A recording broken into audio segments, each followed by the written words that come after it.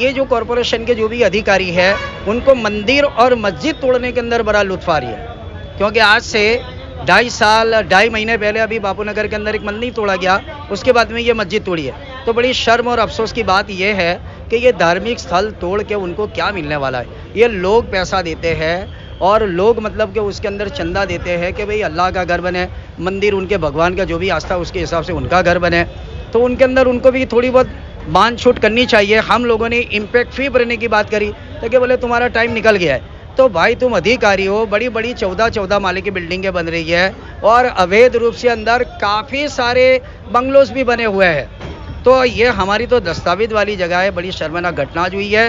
तो मैं कॉरपोरेशन से भी मांग करता हूँ कि ऐसी घटनाओं से परहेज करें। आप भी इंसान हो, हम भी इंसान हैं। आप अपने ईगो को लेकर ऐसी सारे काम ना करें कि जिससे तुम्हारी खुद का नाम भी डैमेज हो, बदनाम हो। आप देख रहे हैं देश लाइव, देश की आवाज। अस्सलाम वालेकुम, आदाब, नमस्कार, सत श्री अकाल। देश लाइव में आपका स्वागत है। मैं हूं सहल कुरैशी। इस वक्त मैं रखियाल गोमतीपुर के एक इलाके में खड़ा हूं। बरसों पहले यहाँ पर एक चौल हुआ करती थी जिसे गुजराती में चाली कहा जाता है। एक मोहल्ला बड़ा यहाँ पर हुआ करता था और वहाँ पर एक बिल्डर ने उस पूरी ज़मीन को ख़रीदा। वहाँ पर एक मस्जिद भी हुआ करती थी। ये कहा जाता है जो मस्जिद है वो ताउम्र ज़िंदगी भर वहाँ पर मस्जिद ही रहने वाली है, उसको हटाया नहीं जाता। लेकिन उसके बावजूद जब बिल्डर ने वहाँ पर अपना काम शुरू किया, बिल्डिंग्स बनाना शुरू किया विकास के नाम पर, उस वक्त उस मस्जिद को वहाँ से हटा दिया गया। उस पूरी ज़मीन पर बिल्डिंग बन गई और अपनी बिल्डिंग आबाद कर दी गई और मस्जिद को जो है वो वहीं पर एक कोने के अंदर एक ज़मीन दे दी गई और कहा गया यहाँ पर आप मस्जिद बना लीजिए। उस वक्त के नेता, उस वक्त के रहबर कहाँ थे मुझे नहीं पता। आज जो है वो अचानक सुबह 5-6 बजे अहमदाबाद म्यूनिसिपल कमिश्नर के अधिकारी बुलडोज़र्स लेकर पहुँचे। इस मस्जिद को जो ऊपर के 2 फ्लोर थे तमाम आप देख सकते हैं, पूरा सब तोड़ दिया गया है। ये मस्जिद को शहीद किया गया। सवाल ये उठते हैं कि ये दिखाया जाता है कि भाई अवैध है, तो लोगों के जहन में ये आता है कि अवैध है यानी कि सरकारी ज़मीन पर कब्जा कर बनाई हुई मस्जिद है। लेकिन ये अवैध उस रूप में नहीं है, ये सरकारी ज़मीन नहीं थी। इसका सिर्फ ये था कि बीयू परमिशन नहीं था, ये अधिकारियों का कहना है और इसी वजह से इस मस्जिद को आज सुबह में शहीद कर दिया गया। मस्जिद के जो इमाम साहब है मैं उनसे बात करूंगा। मदनी मस्जिद नाम है इसका। इमाम साहब, जो मैंने बताई यही बात थी और इसके अलावा क्या है आप थोड़ा बताएंगे? दरअसल बात यह है कि खड्डे की चाल 100 साल पुरानी मस्जिद थी और उसके अंदर जो मस्जिद थी वो एक्चुअली उसके अंदर जुमा की नमाज नहीं होती थी। लेकिन ये जो सफल 8 वाले जिन्होंने भी ख़रीदा उन्होंने माशाल्लाह मस्जिद कायदेसर अपने दस्तावेज के साथ में ज़मीन दे दी और उसके बाद में ये मस्जिद तामीर हुई। उसको लगभग 6 से 7 साल हो गए। तो छोटी मस्जिद के अंदर हम लोग नमाज़ पढ़ते थे। उस टाइम पे सफल 8 के अंदर भी इतनी दुकानें भी नहीं थी और सामने जो फलक वगैरह बना है, बागबान है, उसके अंदर भी बस्ती नहीं थी। लेकिन धीरे धीरे 6 साल के अंदर बहुत सारी काफ़ी बस्ती हो गई, बहुत सारी पब्लिक आने लगी। तो रिलायंस पेट्रोल पंप के ऊपर एक्चुअली जुमा की नमाज़ के अंदर पब्लिक ज़्यादा होती थी और माह रमज़ान के अंदर रोड के ऊपर भी नमाजी आते थे। तो उसको मद्देनज़र रखते हुए हम लोगों ने एक स्लैब ऊपर डाला जिसको अभी 1 साल 2 महीने हुए। यानी रोड पर किसी को तकलीफ ना हो इसलिए एक फ्लोर ऊपर बढ़ाया। रोड के ऊपर तकलीफ ना हो उसकी वजह से ऊपर फ्लोरिंग को बढ़ा दिया गया। उसके बाद में एस.एन. पटेल साहब से भी हम लोग मिलने गए, I.K. पटेल साहब से भी मिलने गए। उसके अंदर हमारे यहाँ के मुतवल्ली शहजाद खान साहब, इकबाल भाई और उसके बाद जुल्फी खान और हमारे विरोध पक्ष के नेता शहजाद खान साहब ने भी रजूआत करी, बहुत सारी रजूआतें करी। लेकिन इसके बावजूद भी बार बार उनकी तरफ से ये नोटिसें आती रही कि भाई आप लोगों ने परमिशन नहीं लिया।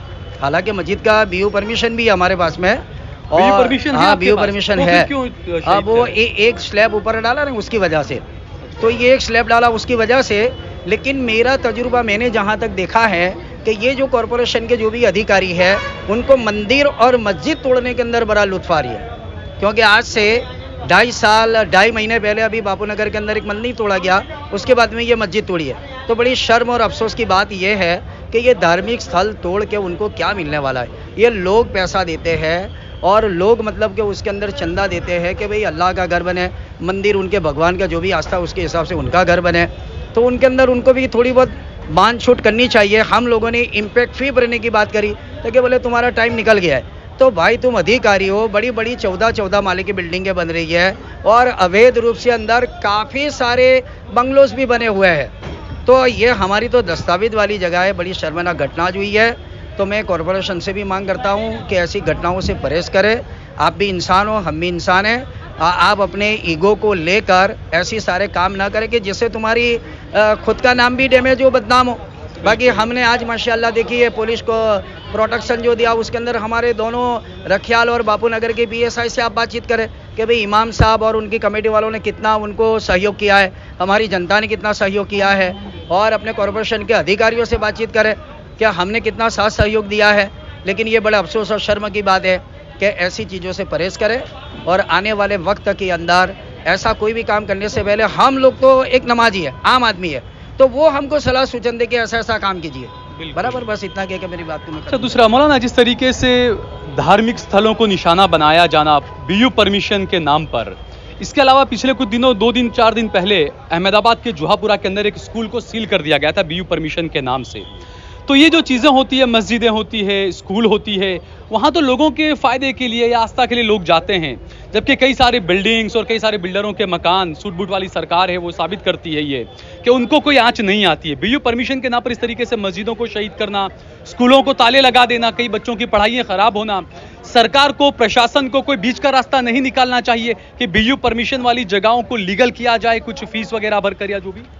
देखिए, सबसे पहली बात यह है कि जो हादसा हुआ मदनी मस्जिद का, बहुत ही दुख और तकलीफ़ की बात है।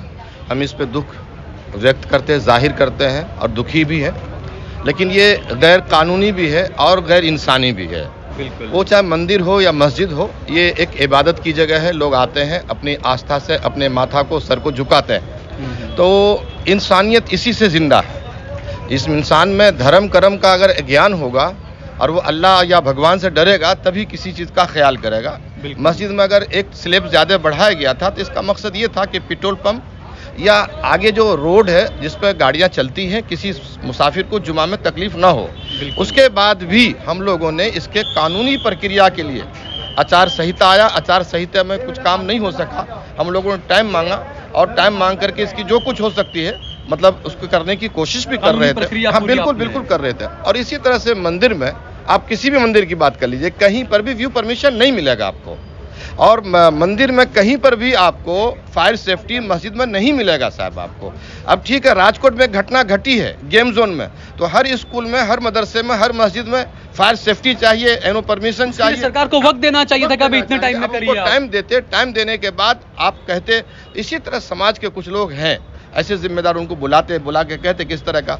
लेकिन उसके बाद भी, मैं इतना होने के बाद भी रखियाल और गरीब नगर, 4 रास्ते, बापू नगर की पब्लिक को, नौजवान को, यूथ को और नई नस्ल की नुमाइंदगी करने वालों को, इनके जज्बात को काबू में रखा, किसी तरह का अनहोनी नहीं होने दिया। उनके लिए इस इलाके के नौजवानों को मुबारकबाद पेश करता हूँ। वो जज्बात में नहीं आए, कोई नारा नहीं लगाया, कोई किसी तरह का कोई हादसा नहीं पेश आया। आप अंदाज़ा लगा सकते हैं, आप कॉरपोरेशन से या पुलिस बल से, बापू नगर और रखियाल की पुलिस टीम यहाँ मौजूद है, किसी को किसी किस्म की कोई तकलीफ नहीं हुई और हम लोगों ने कोऑपरेट किया। मकसद गैर कानूनी होना नहीं। बड़ी बड़ी बिल्डिंगें बनी, बड़े बड़े कारखाने बने, बड़े बड़े फैक्ट्रियां बने, बड़े बड़े दारू शराब के अड्डे चलते हैं, बहुत सारी चीज़ें चल रही, उस पर नज़र नहीं जाती है। जहाँ लोग इबादत करते हैं, अल्लाह को याद करते हैं, सर झुकाते हैं, माथा टेकते हैं और अपने धर्म कर्म की बात करते हैं, उसको तोड़ना मैं समझता हूँ अन्याय है, पाप है। और मैं समझता हूँ जो लोग इसमें शामिल हैं उनको भी घोर अन्याय कर रहे हैं वो। अच्छा, आखिरी सवाल ये मौलाना, चूंकि बकराईद बिल्कुल सर पर है, 4-5 दिन के अंदर बकराईद है और मस्जिद को शहीद किया गया, तो यहाँ तो नमाज तो होने से रही, तो लोगों को काफी परेशानी होगी इतनी नमाज को लेकर भी। अब कभी लोग बाहर सड़क पर या साइड में नमाज पढ़ेंगे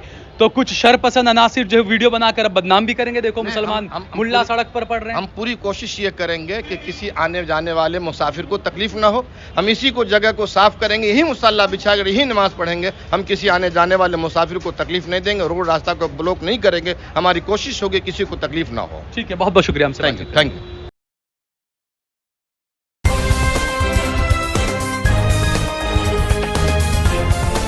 देश और दुनिया की तमाम छोटी और बड़ी खबरों के लिए हमारे चैनल को सब्सक्राइब करना न भूलें और बेल का बटन जरूर दबाएं।